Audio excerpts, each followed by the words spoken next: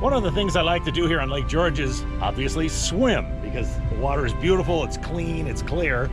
And when you go swimming, I often take a mask and snorkel and fins, and there's all kinds of interesting stuff going on down there.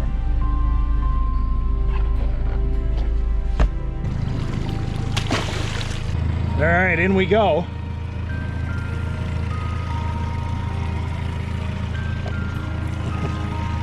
Well, that's not gonna work too good.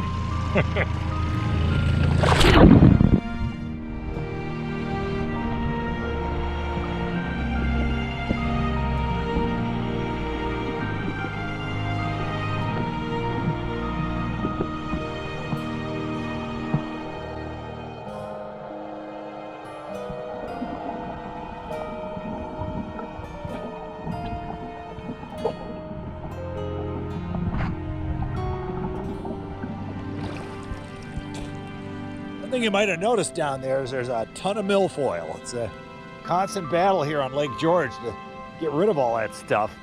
But sadly though, it's kind of a mixed blessing here because the fish love it, especially the smaller fish. They get to hide in this stuff.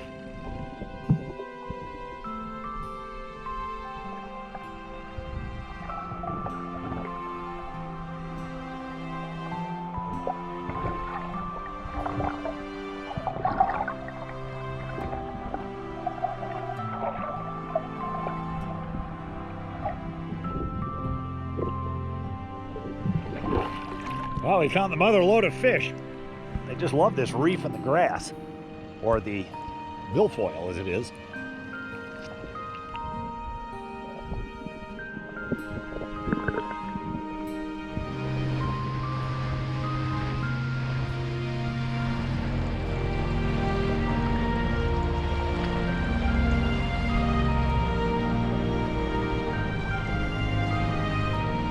Well, there's Shelving Rock Mountain.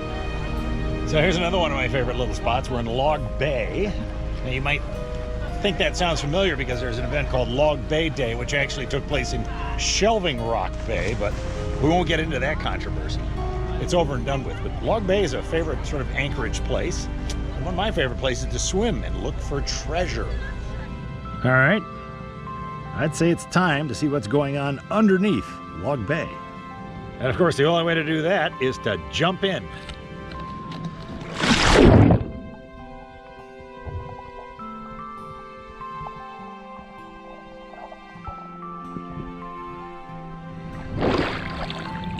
Now you know why they call it Log Bay.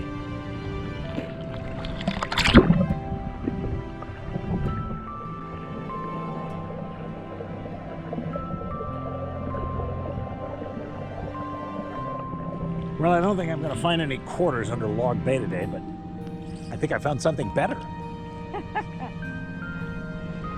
So we moved a couple hundred yards out of Log Bay, and now we're in Shelving Rock Bay. Now, Shelving Rock Bay, as you can see, is a little more populated with day boaters, and this, of course, was the scene of the Log Bay Day. Make sense? Shelving Rock Bay hosts Log Bay Day. Go figure.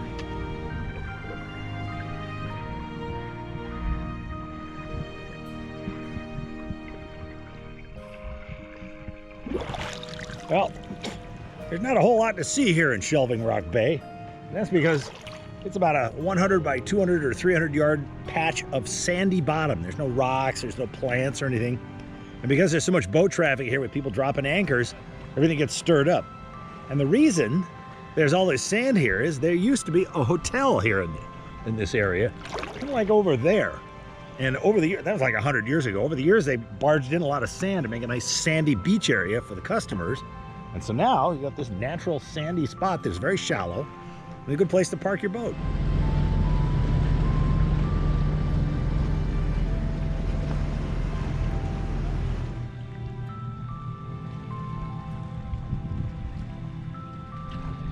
Well, another day and another bay. Let's go swimming.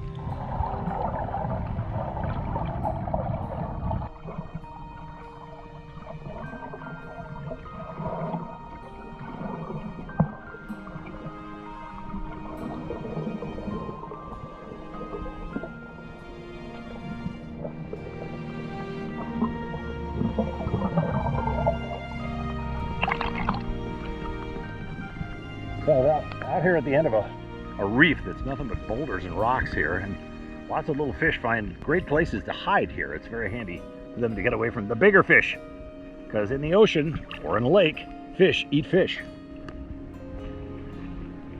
There's my only way back to civilization over there.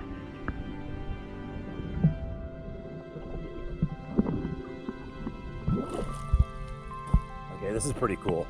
There's a couple of mergansers over there on the rock. They're kind of far away with the GoPro wide angle, but I'm only about 15 yards away, and they're clucking a little nervously right now. Let's see if we can sneak up on them.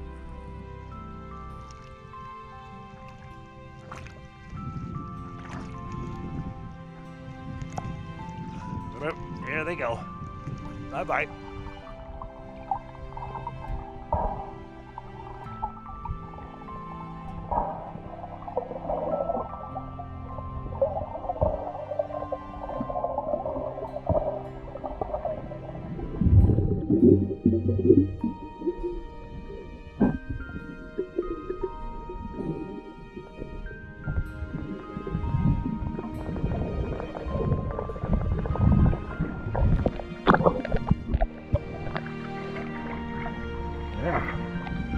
Made it back.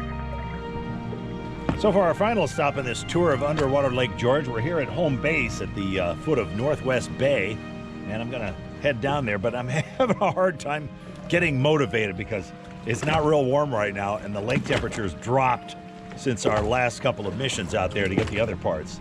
So I'm gonna force myself, in honor of my duty, to inform. Oh boy. It's kind of cool.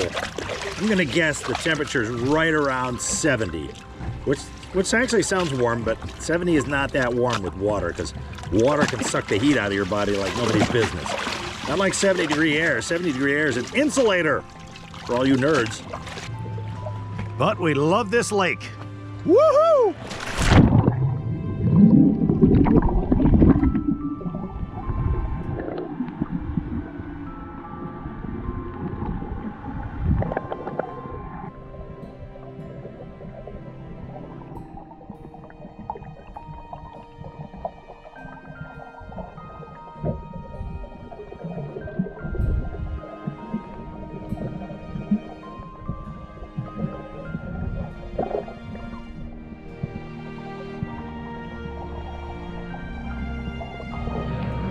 The inshore areas and the shallow sandy areas have this invasion of Asian clams, and they're really tiny. And I'm gonna try to go down and find a couple of them so we can look at them.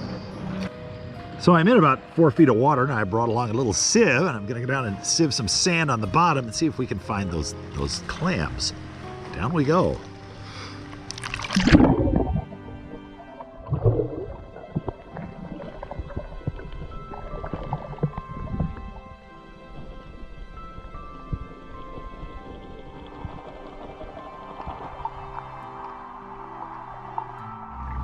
So again, I'm not a big clam expert, but I'm told that when they get full grown, they look about this big.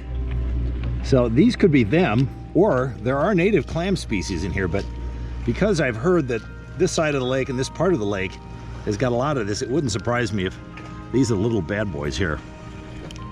Of course, I could be wrong, but they're supposedly about this size, and they have this profile to them. Time for a few power laps.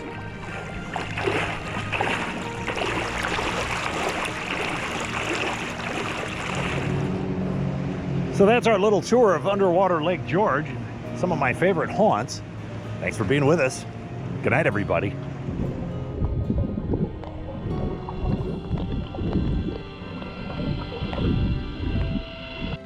You like my duct tape repair job on my snorkel? Extended the life of this snorkel from 10 to 20 years.